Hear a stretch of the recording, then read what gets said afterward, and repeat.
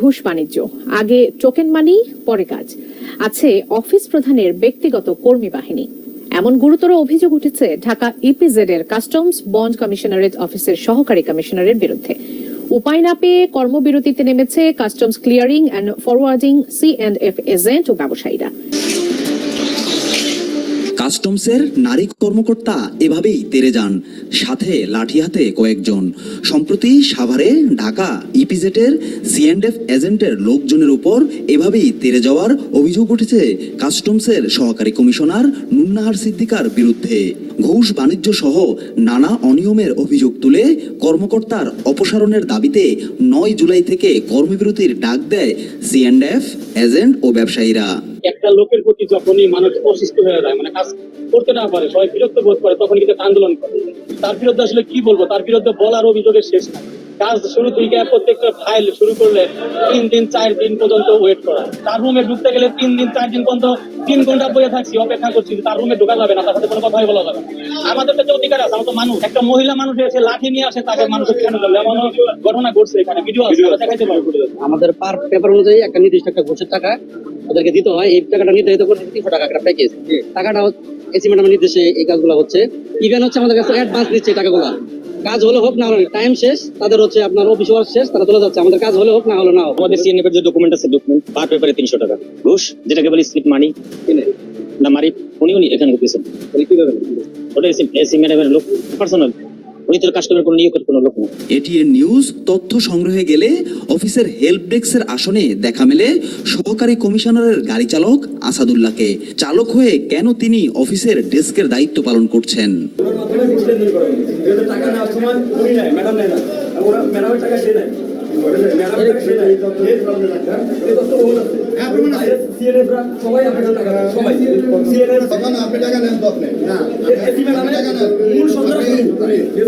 আচ্ছা, এইভাবে আমি যতটুকু তথ্য জানি আপনার ঢাকায় প্লট বা ফ্ল্যাট বাড়ি আছে, এটা কি সত্য?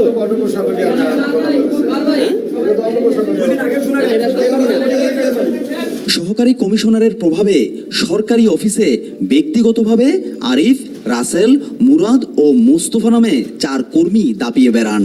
তার মধ্যে আরিফ সরকারি নথিতে স্বাক্ষর প্রতি ঘুষ নেওয়ার অভিযোগও রয়েছে। এমন কার্যকলাপে হতবাক ইপিজেটের কারখানার কর্মকর্তারাও। কাস্টমকে এই টাকাটা, এই কাউন্টার টাকাটা 300 টাকা দেই। এই যে 300 টাকাটা নেয়, এই 300 টাকা যে নেয় তার নাম হচ্ছে মিস্টার আরিফ। তিনি কাস্টমের কোনো কর্মকর্তা না, ইনি বহিরাগত ছিলেন।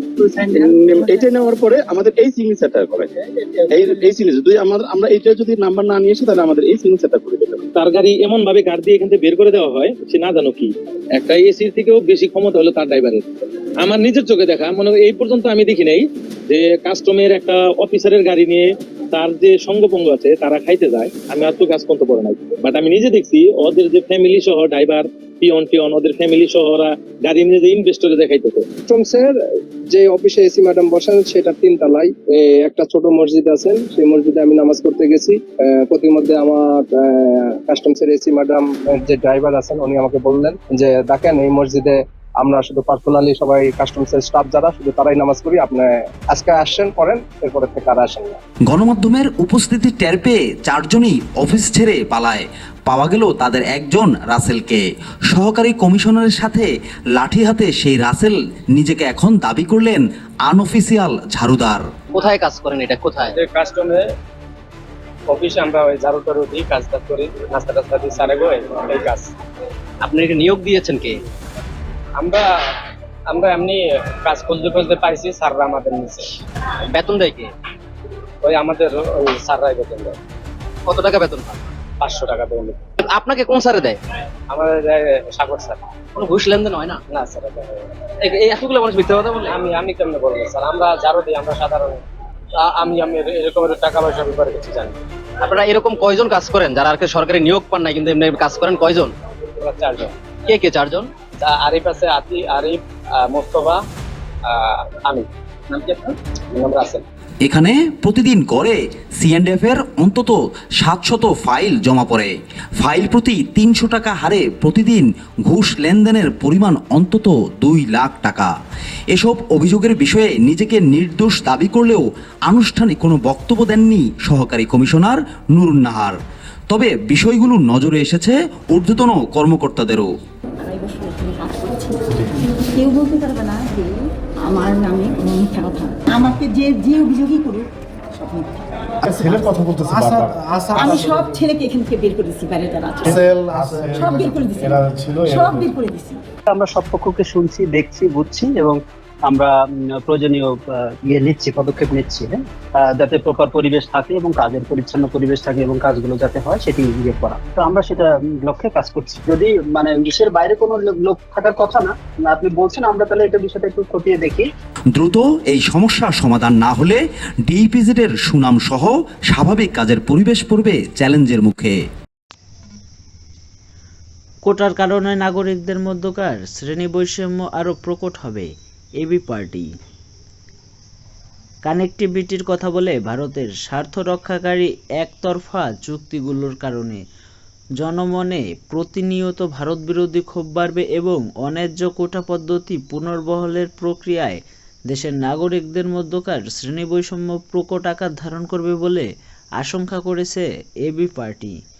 বৃহস্পতিবার বিকালে বিজয়নগরস্থ বিজয় ৭১ চত্বরে দলের পক্ষ থেকে আয়োজিত গণশুনানিতে এই অভিমত ব্যক্ত করেন সর্বস্তরের নাগরিক ও দলীয় নেতৃত্ববৃন্দ। এবি পার্টির যুগ্ম আহ্বায়ক বিএম নাজমুল হকের সভাপতিত্বে ট্রানজিটের নামে ভারতকে একতরফা করিডোর দেওয়ার বৈষম্যমূলক কোঠা পুনঃপ্রবর্তন বেনজির আজিজ মতিউরের মতো হাজারো আওয়ামী দুর্নীতিবাজদের লুটপাট এবং লাগাতার দ্রব্যমূল্য বৃদ্ধি সহ ডামি সরকারের দুঃশাসনের বিরুদ্ধে এই প্রতিবাদ গণশুনানির আয়োজন করা হয়। এতে বিভিন্ন শ্রেণী পেশার মানুষ, পথচারী, সাধারণ নাগরিক ও দলীয় নেতারা বক্তব্য রাখেন। গণশুনানি পরিচালনা করেন দলের সদস্য সচিব মুজিবুর রহমান মঞ্জু।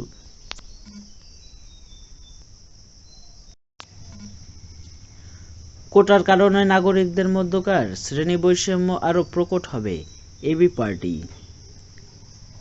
কানেক্টিভিটির কথা বলে ভারতের স্বার্থ রক্ষাকারী একতরফা চুক্তিগুলোর কারণে জনমনে প্রতিনিয়ত ভারত বিরোধী ক্ষোভ বাড়বে এবং অন্যায্য কোটা পদ্ধতি পুনর্বহালের প্রক্রিয়ায় দেশের নাগরিকদের মধ্যকার শ্রেণী বৈষম্য প্রকট আকার ধারণ করবে বলে আশঙ্কা করেছে এবি পার্টি। বৃহস্পতিবার বিকালে বিজয়নগরস্থ বিজয় ৭১ চত্বরে দলের পক্ষ থেকে আয়োজিত গণশুনানিতে এই অভিমত ব্যক্ত করেন সর্বস্তরের নাগরিক ও দলীয় নেতৃত্ববৃন্দ।